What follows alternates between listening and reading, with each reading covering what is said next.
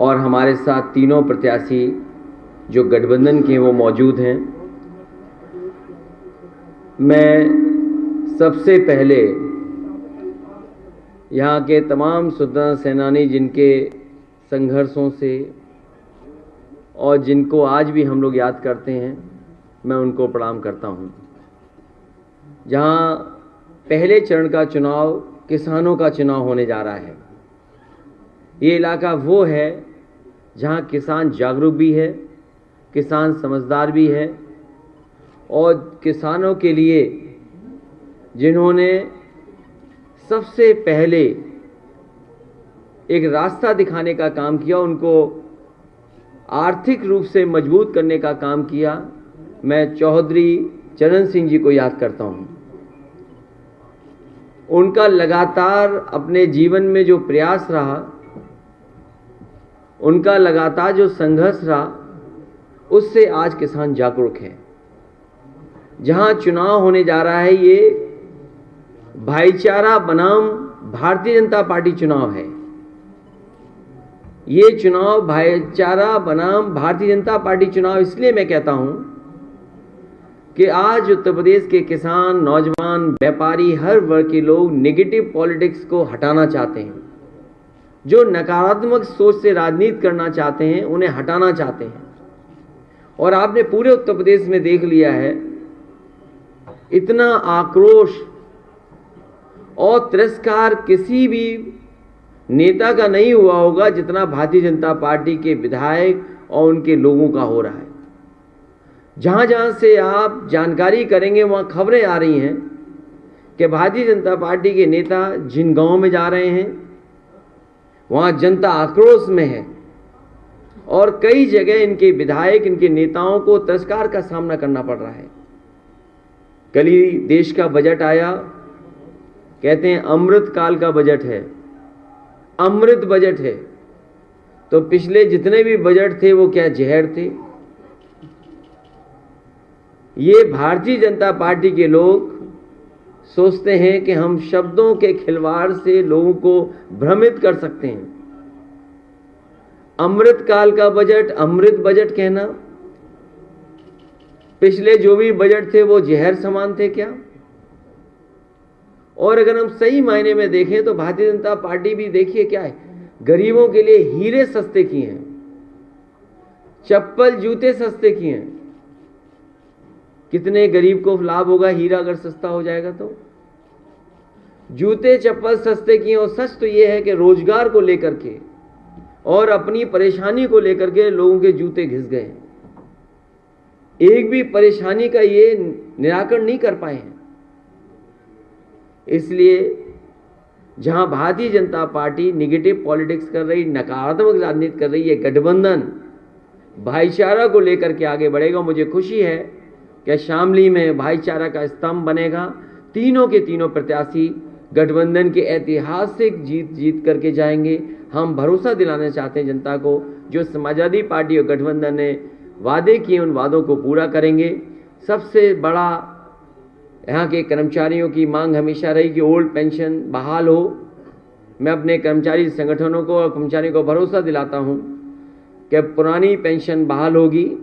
वहीं घरेलू बिजली के लिए 300 यूनिट और सिंचाई पहले की तरह किसानों को मुफ्त होगी। ये सरकार ऐसी है जो खाद नहीं दे पाई, अभी भी चीनी मिलों का भुगतान नहीं कर पाई। और जहाँ पर बिजली उत्पादन बढ़ाना चाहिए था, भारतीय जनता पार्टी ने केवल बिजली महंगी की है। जिसके पास भी बिजली का बिल आता होगा उसे जरूर बिल देख करके करंट लगता होगा।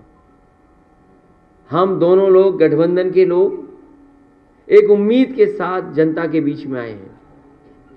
उम्मीद और डर का चुनाव भी है। भारतीय जनता पार्टी के लोग डरा करके चुनाव लड़ना चाहते हैं। मैं आने वाले समय में भरोसा दिलाता हूं कि जिस तरीके से 100 नंबर जो अब 112 हो गई है, पहले तय था कि हर 8 किलोमीटर पे एक गाड़ी होगी या 12 किलोमीटर के बीच में गाड़ी होगी। अगर कानून व्यवस्था को और ठोस कानून व्यवस्था मजबूत करने के लिए अगर गाड़ियों को बढ़ाना भी पड़ेगा और फोर्स को बढ़ाना पड़ेगा, तो समाजवादी सरकार में फोर्स बढ़ेगी।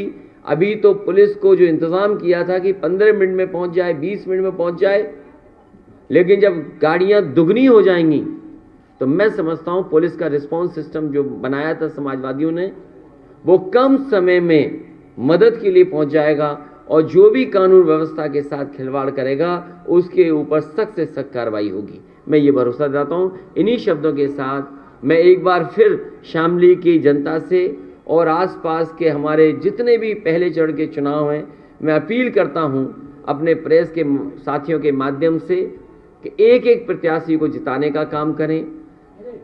लगातार हम लोग जा करके अपील कर रहे हैं कि जिताएं। यहाँ के इस गठबंधन और समाजवादी पार्टी के जो प्रत्याशी हैं प्रसन्न चौधरी जी, मैं उनके समर्थन में आपसे अपील करता हूं उनकी मदद करें। दूसरे प्रत्याशी अशरफ अली हैं, मैं उनके लिए भी सहयोग चाहता हूं, समर्थन चाहता हूं।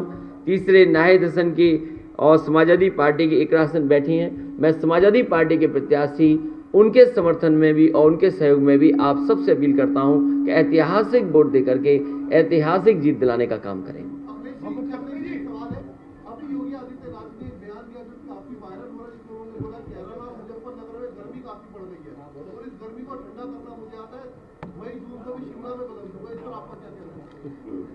आप मुख्यमंत्री जी से क्या उम्मीद कर सकते हो?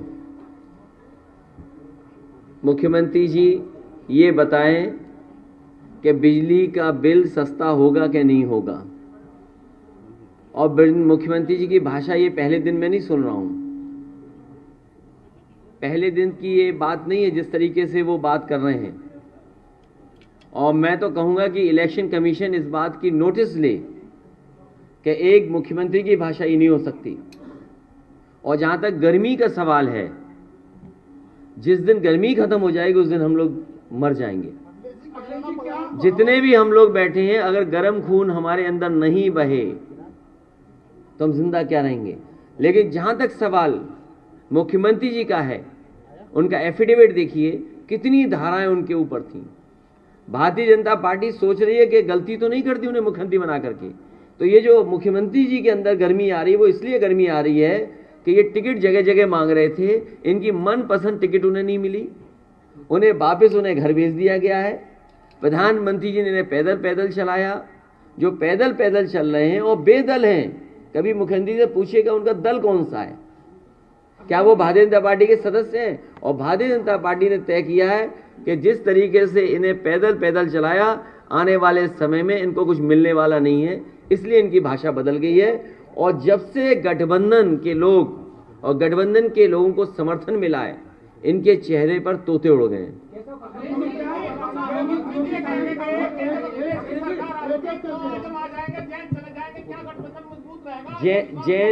जैन चौधरी जी का जो सम्मान है, पहले चुनाव से हमारे साथ हैं और लगातार समाजवादी पार्टी उनको वही सम्मान देती रहेगी।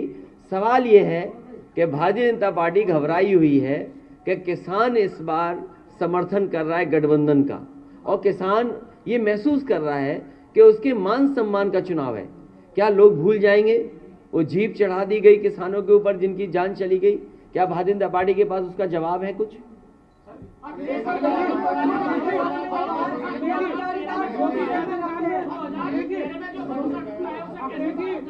इसीलिए मैंने कहा ये चुनाव भाईचारा बनाम भारतीय जनता पार्टी है। भारतीय जनता पार्टी की नकारात्मक राजनीति है, उनके हर भाषण में नकारात्मक देखोगे आप। लेकिन इस गठबंधन के साथ उम्मीद है कि किसानों की सिंचाई माफ होगी, हमारे कर्मचारियों को पुरानी पेंशन बहाल होगी और बिजली घरेलू माफ होगी, किसानों का 15 दिन में भुगतान होगा। मुझे याद है जिस समय संकट था, पेमेंट नहीं हो पा रहा था, बजट से पैसा दिया गया था, 2000 करोड़ रुपया किसानों को बांटा गया था। आने वाले समय में तय किया है कि चाहे फार्मर्स कॉर्पस फंड बनाना पड़े, फार्मर्स के लिए कहीं से फंड अलग से रखा जाए जिससे कि किसानों को धरना न देना पड़े, ये व्यवस्था लाने का काम समाजवादी लोग करेंगे।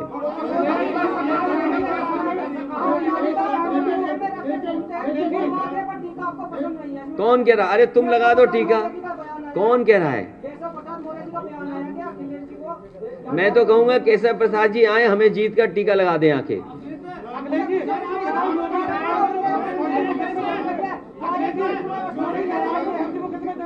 हैं? ये देखिए वो कंफ्यूज हैं। जब से हमारी और जयंत चौधरी जी की केमिस्ट्री बेहतर हुई है, और केमिस्ट्री को हिंदी में कहते हैं रसायन, और जो लोग पलायन की बात कर रहे हैं उनका राजनीतिक पलायन उत्तर प्रदेश से होने जा रहा है। ये भाईचारा का चुनाव होने जा रहा है। सब एकता पसंद कर रहे हैं, गंगा जमुनी तहजीब को पसंद कर रहे हैं। केवल भारतीय जनता पार्टी को अपनी उपलब्धियां न बतानी पड़ जाएं, इसलिए जानबूझ करके जनता को भ्रमित कर रहे हैं।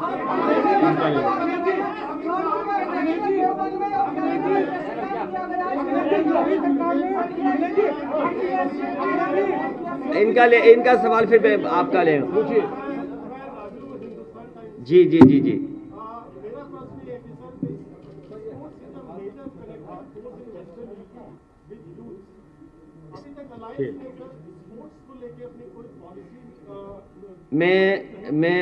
मैं कई बार देखता हूँ नौजवानों को अपनी नौकरी को लेकर के या खेल में कहीं न कहीं प्रतिभागी के रूप में शामिल होने के लिए देखता हूँ, सड़क में, खेत में या जहाँ भी टेम्परेरी व्यवस्था कर लेते हैं। मैं सभी खिलाड़ियों को भरोसा दिलाता हूँ, जिस समय नेताजी ने शुरू किया था यश भारती सम्मान और लगातार खिलाड़ियों को दे रहे थे, उनका भोजन, पौष्टिक आहार बढ़ाना, स्पोर्ट्स फैसिलिटीज़ को, स्पोर्ट्स इंफ्रास्ट्रक्चर के लिए मैं ये भरोसा दिला सकता हूँ कि वेस्टर्न यूपी में बड़े पैमाने पर लोग जाते हैं खेल में और खेल में रुचि रखते हैं।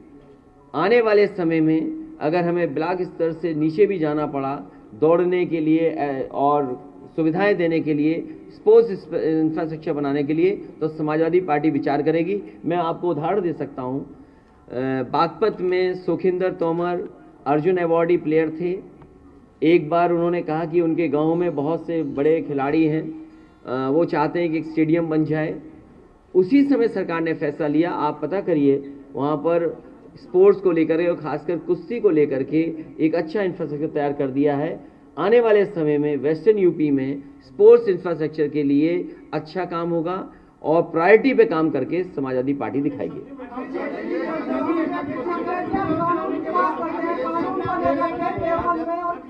एक मिनट का खत्म हो जाए फिर मैं कब बता दूंगा कानून व्यवस्था।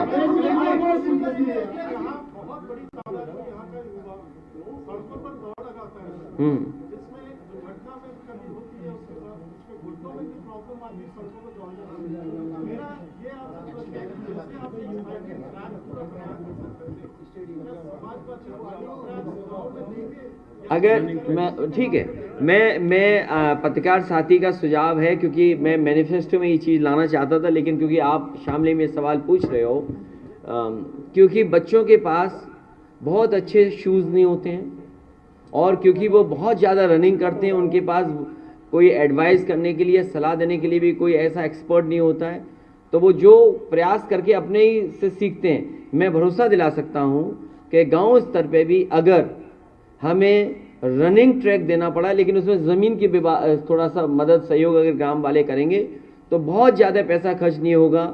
अगर अच्छे रनिंग ट्रैक उपलब्ध करा दें गांव स्तर पे तो कराने का काम करेंगे।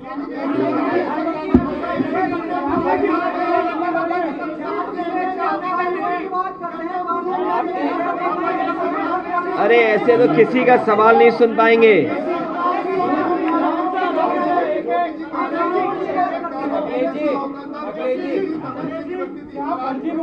क्या चीज?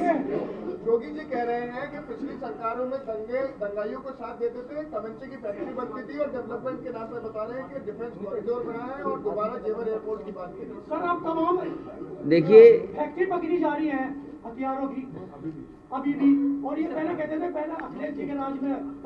अरे मैं आपको बताऊं, फैक्ट्री नहीं, न जाने कितनी शराब पकड़ी जा रही है। अभी रायबरेली में कितने लोग जान चली गई, और जितना भी शराब का ये गैर कानूनी काम हो रहा है सब भारतीय जनता पार्टी के लोग शामिल हैं, सब भारतीय जनता पार्टी के लोग शामिल हैं।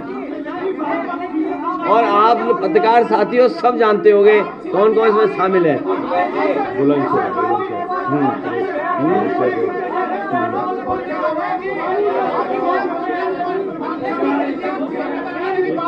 क्या समीक्षा होगी कि नहीं, जो मुख्यमंत्री है उनके नहीं, ये हमारे पत्रकार साथी ने बहुत अच्छा सवाल पूछा। हमारे उत्तर प्रदेश के मुख्यमंत्री पर बड़े पैमाने पे धाराएं लगी थीं और डिप्टी सीएम पे भी लगी थीं। दोनों पे जितने मुकदमे थे इतने तो आईपीसी में सेक्शन नहीं बने हुए। जहां तक समीक्षा का सवाल है, मुख्यमंत्री जी पर गंभीर धाराएं हैं। अगर कोई दरखास्त देगा तो उस पर विचार किया जाएगा।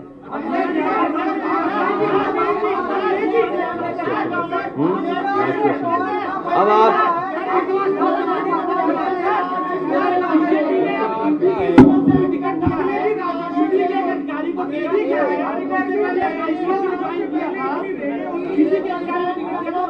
समझ लो, देखिए ये भारतीय जनता पार्टी जिन अधिकारियों से काम लेती है, भारतीय जनता पार्टी की सरकार में जिन अधिकारियों से काम लेती है उन्हें सम्मान दिया जाता है। ये जो हमारी दोनों की केमिस्ट्री है, इससे अनर्गल बातें कर रहे हैं वो।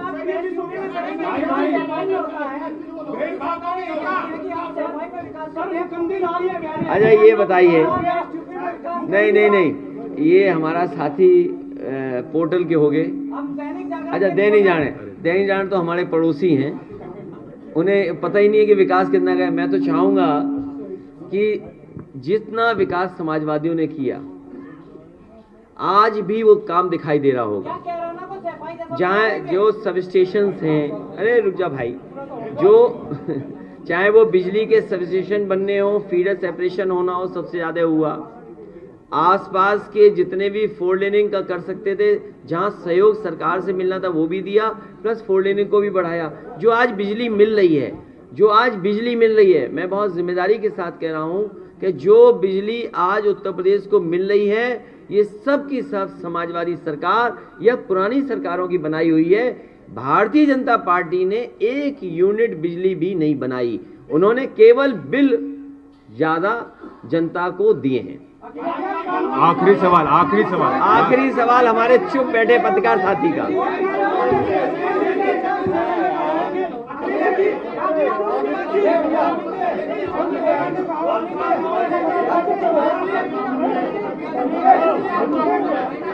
एक मिनट उनका ले लें।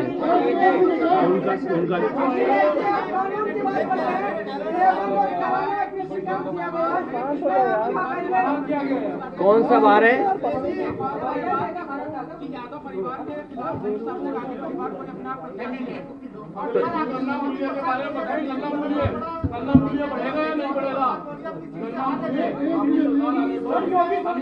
अच्छा गन्ना को क्यों नहीं बढ़ाएंगे? गन्ना को क्यों नहीं किसानों को खुशहाल बनाएंगे? किसानों को खुशहाल बनाने के लिए, लगातार उनकी मदद करने के लिए, आर्थिक रूप से मदद करने के लिए गन्ने की कीमत बढ़ेगी। और जब भी समाजवादी आए होंगे तो गन्ने की कीमत बढ़ी होगी। ये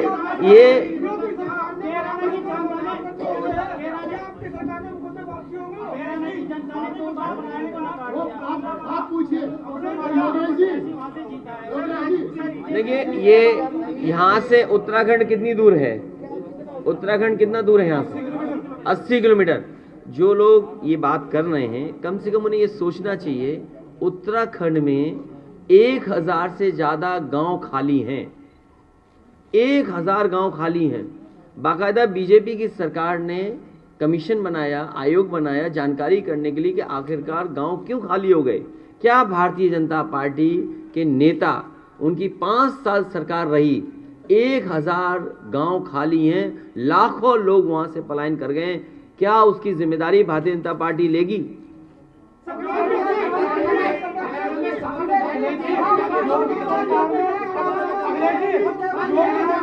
कैराना से लखनऊ पहुंचने के लिए एक्सप्रेसवे बनेगा जो कम समय में पहुंच जाओ। मैंने अच्छा आखिरी घोषणा आखिरी बात फिर हम लोग जा रहे हैं। मैंने जिस समय आरएलडी और समाजवादी पार्टी के मिलकर के सांसद को जिताया था, उस समय मैंने ये कहा था कि इस हिस्से में इस हिस्से में जोड़ने के लिए अगर एक्सप्रेसवे बनाना पड़ेगा तो चलो, बीजेपी वालों ने गंगा एक्सप्रेसवे तो शुरू किया है, लेकिन बनाएंगे हम ही लोग। और इस हिस्से को आपसे जल्दी लखनऊ पहुंच जाए, 5 घंटे से ज्यादा समय न लगे, ऐसा एक्सप्रेसवे बनाएंगे जिससे आपकी लखनऊ की दूरी कम हो जाए। एक मिनट पूछिए, क्या कह रहे हैं?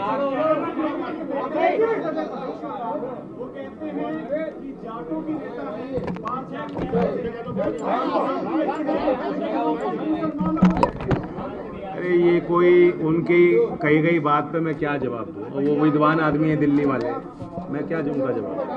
हम देते हैं टिकट, जिसकी भागीदारी होनी चाहिए, सब वर्गों को हमने टिकट दिया। अगर आप गठबंधन के प्रत्याशियों को देखोगे, सभी जाति के लोगों को मौका मिला। नहीं, आपने लखनऊ, एक मिनट, मैं एक बार कहूँ पत्रकार साथी भाई, ये बताओ पति पत्नी की टिकट क्यों काट दी?